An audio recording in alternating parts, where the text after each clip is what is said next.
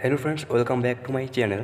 Friends, ANM and GNM entrance এক্সামের জন্য যে আমি প্রিপারেশনের ভিডিওগুলো ছাড়ছি, তো আজকে আমাদের কিন্তু এই টপিকটা হচ্ছে কি জীবন বিজ্ঞান। তো ফ্রেন্ডস, তোমরা কিন্তু ভিডিওটা লাস্ট পর্যন্ত দেখবে। প্রথম প্রশ্ন, জল অঙ্গার কাকে বলে?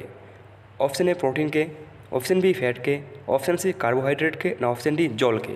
তো এখানে তোমাদের যে প্রশ্নে বলেছে জল অঙ্গার, তো এই জল অঙ্গার কিন্তু বলে কার্বোহাইড্রেটকে, অর্থাৎ অপশন সি এখানে হয়ে যাবে তোমাদের সঠিক অ্যান্সার, কার্বোহাইড্রেট। এরপরে প্রশ্ন আছে তোমাদের, লৌহ গঠিত শ্বাসরঞ্জক কোনটি? Option A hemocyanin, option B hemerythrin, option C hemoglobin, না অপশন ডি ক্রিওফ্লোয়েন।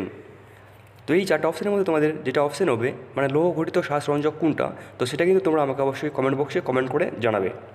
আর ফ্রেন্ডস, তোমাদের আমি বলে রাখি, তোমরা যারা আমার চ্যানেলটিকে এখন সাবস্ক্রাইব করো নি, তোমরা কিন্তু আমার চ্যানেলটিকে অবশ্যই সাবস্ক্রাইব করে পাশে থাকা বেল আইকনটি অন করে রাখবে, যাতে তোমাদের পরবর্তী ক্লাসগুলো মিস না হয়। তো এবার চলে যাই পরবর্তী প্রশ্নটিতে।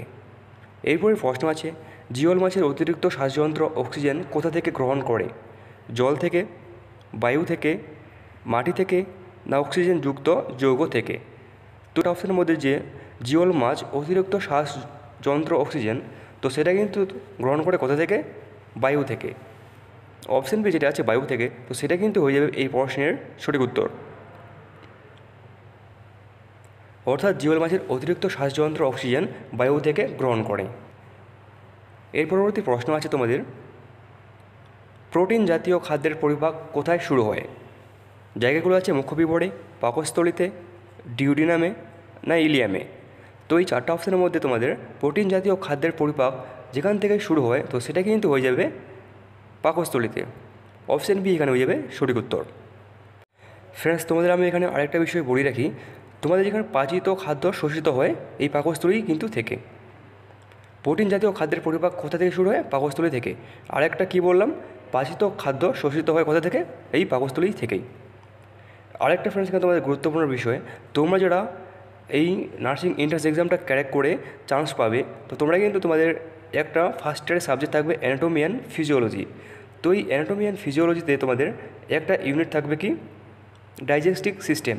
তো এই ডাইজেস্টিক সিস্টেমে কিন্তু তোমাদের মুখ্য বিবর, পাকস্থলী, ডিউডিনাম, ইলিয়াম কাকে বলে, এই সমস্ত বিষয় কিন্তু তোমরা এই ডাইজেস্টিক সিস্টেম ইউনিটে সবগুলো বিষয় জানতে পারবে ফার্স্ট ইয়ারের অ্যানাটমি অ্যান্ড ফিজিওলজি সাবজেক্টের ডাইজেস্টিভ ইউনিটে। এরপরে প্রশ্ন আছে, একটি উৎসেচকের বিহীন পরিপাক গ্রন্থির নাম লেখো। লালাগ্রন্থি, অগ্নাশয়, পাকগ্রন্থি, না যকৃৎ। তো ফ্রেন্ডস, এই চারটা অপশনের মধ্যে একটা উৎসেচকবিহীন পরিপাক গ্রন্থির নাম কী হবে? তো তোমরা কিন্তু আমাকে সেটা অবশ্যই কমেন্ট বক্সে কমেন্ট করে জানাবে। এরপরে প্রশ্ন আছে তোমাদের, ল্যাকটিয়েলস কোথায় দেখা যায়? তো জায়গাগুলো আছে পাকস্থলীর গাত্রে, গ্রাসনালীর গাত্রে, ক্ষুদ্রান্ত্রের গাত্রে, অপশান ডি বৃহতন্ত্রের গাত্রে। তো এই চারটা অপশানের মধ্যে তোমাদের ল্যাকটিয়েলস যেখানে দেখা যায়, তো সেই জায়গাটা কিন্তু হয়ে যাবে তোমাদের এখানে অপশান সি ক্ষুদ্রান্ত্রের গাত্রে। অর্থাৎ এই ক্ষুদ্রান্ত্রের গাত্রেই কিন্তু ল্যাকটিসেল দেখা যায়। তো ফ্রেন্ডস, এবার আমি তোমাদের বলি এই ল্যাকটিয়েলস কী। তো এই ল্যাকটিয়েলস হচ্ছে কি, ল্যাকটিয়েলস হলো লসিকার কৈশিক জালিকা, যা ক্ষুদ্রান্তের ভিলাই থেকে খাবারের স্নেহ পদার্থ অংশ শোষণ করে। তো এটাই কিন্তু হচ্ছে ল্যাকটিয়েলস। এরপরে প্রশ্ন চলে যাই। এরপরে প্রশ্ন আছে, উৎসেচকের প্রোটিন অংশকে কী বলে?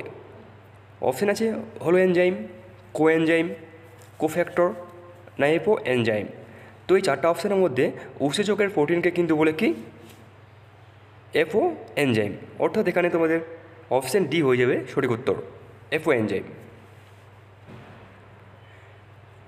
এর পরবর্তী প্রশ্ন আছে তোমাদের, রাতে সিএএম উদ্ভিদের পাতায় মেসোফিল কলার কোষ গহ্বরে কী সঞ্চিত হয়? অপশান দেওয়া আছে পাইরুভেট, ম্যালেট, অপশান সি শ্বেতসার, অপশান ডি অক্সালো অ্যাসিটেট। তো ফ্রেন্ডস, তোমাদের কিন্তু প্রশ্ন বলছে কি, রাতে সিএএম উদ্ভিদের পাতায় মেসোফিল কলায় কোষ গহ্বরে কী সঞ্চিত হয়, মানে যেটা সঞ্চিত হয়, তো সেটা কিন্তু জানতে চাওয়া হয়েছে। তো এখানে তোমাদের মেসোফিল কলায় কোষ গহ্বরে কিন্তু সঞ্চিত হয় কি অক্সালো অ্যাসিটেট, অর্থাৎ অপশান ডি হয়ে যাবে সঠিক উত্তর। এরপরে প্রশ্ন আছে, যেসব অ্যামাইনো অ্যাসিডগুলি মানবদেহের সংশ্লেষিত হয় না তাদেরকে কী বলে? Non essential amino acid, active amino acid, অপরিহার্য অ্যামাইনো অ্যাসিড না ইনঅ্যাক্টিভ অ্যামাইনো অ্যাসিড। তো এই চারটা অপশনের মধ্যে যেসব অ্যামাইনো অ্যাসিডগুলি মানবদেহের সংশ্লেষিত হয় না, তো সেসব অ্যামাইনো অ্যাসিডকে কিন্তু কী বলে? অপরিহার্য অ্যামাইনো অ্যাসিড বলে। অর্থাৎ এই চারটা অপশনের মধ্যে অপশান সি যেটা আছে অপরিহার্য অ্যামাইনো অ্যাসিড, সেটাই কিন্তু হয়ে যাবে তোমাদের এই প্রশ্নের সঠিক উত্তর। এরপরের প্রশ্ন আছে, পাখিদের ক্ষেত্রে বার্সা অফ ফেব্রিয়াস থেকে পরিণত রক্তকণিকা কোনটি? তো এই বার্সা অফ ফেব্রিয়াস হচ্ছে কি পাখিদের একটা অঙ্গ। অপশান আছে T lymphocyte, B lymphocyte, neutrophil না হেলপার টি কোষ। তো এই চারটা অপশানের মধ্যে পাখিদের ক্ষেত্রে বার্সা অফ ফেব্রিয়াস থেকে পরিণত রক্তকণিকা হচ্ছে কি অপশান বি লিম্ফোসাইট। আর ফ্রেন্ডস, আমি তোমাদের একটা বিষয় বলে রাখি, শুধু এইসব ক্লাস করলেই কিন্তু পরীক্ষায় ভালো র্যাঙ্ক করা যাবে না, তার জন্য তোমাদের কিন্তু ভালো করে টেক্সট বই পড়তে হবে। এরপরে প্রশ্ন আছে, ডিএনএর প্রতিলিপিকরণ কোন প্রকারের? রক্ষণশীল, অর্ধরক্ষণশীল, রক্ষণশীল ও অর্ধরক্ষণশীল না কোনোটিই নয়? তো এই চারটা অপশানের মধ্যে ডিএনএর প্রতিলিপিকরণ হয়ে যাবে কিন্তু অর্ধরক্ষণশীল, অর্থাৎ অপশান বি হয়ে যাবে সঠিক উত্তর। এরপরের প্রশ্ন আছে, বর্ষবলয় বা অ্যানুয়াল রিং কোন প্রকার বৃদ্ধির ফলে সৃষ্টি? তো অপশান আছে প্রাথমিক বৃদ্ধি, গৌণ বৃদ্ধি, প্রাথমিক ও গৌণ বৃদ্ধি না অপশান 4 কোনোটিই নয়? তো এখানে তোমাদের বর্ষবলয় যে কারণে বৃদ্ধির সৃষ্টি হয়, তো সেটা কিন্তু হচ্ছে কি গৌণ বৃদ্ধি, অর্থাৎ অপশান বি হয়ে যাবে সঠিক উত্তর, গৌণ বৃদ্ধি। তো এই বর্ষবলয় বা অ্যানুয়াল রিং কী, তো সেটা কিন্তু আমি তোমাদের এখন একটু বিশ্লেষণভাবে বলবো। তো এই বর্ষবলয় হচ্ছে কি উদ্ভিদের ভাস্কুলার ক্যাম্বিয়াম, মানে বাকলের কাছাকাছি একটি কোষের স্তর, যাকে কি বলে পার্শ্বভাজক কলা বলা হয়। তো এই নতুন বৃদ্ধির ফলাফলকেই কিন্তু কী বলা হয় বর্ষবলয় বলা হয়। আর এই ব্যাসের বৃদ্ধি সেকেন্ডারি বৃদ্ধি বলে পরিচিত। তো ফ্রেন্ডস, এক কথায় বর্ষবলয় বলতে কী বোঝায়? বর্ষবলয় হলো উদ্ভিদের ভাস্কুলার ক্যাম্বিয়ামের নতুন বৃদ্ধির ফলাফল। তো এই নতুন বৃদ্ধির ফলাফলটি বলা হয় কি বর্ষবলয় বা অ্যানুয়াল রিং। এরপরের প্রশ্ন আছে তোমাদের, খুবই একটা সহজ প্রশ্ন, নিম্নলিখিত কোন অবস্থায় কোষ বিভাজিত হতে পারে না? G1 দশা, G2 দশা, S দশা না G0 দশা? তো এখানে তোমাদের যে অবস্থায় কোষ বিভাজিত হতে পারে না, তো সেই দশাটা কিন্তু হয়ে যাবে G0 দশা, অর্থাৎ এই G0 দশায় কিন্তু কোষ বিভাজিত হতে পারে না। তো ফ্রেন্ডস, এবার আমি তোমাদেরকে কয়েকটা জিনিস জানিয়ে রাখি, এই G1 দশা কী।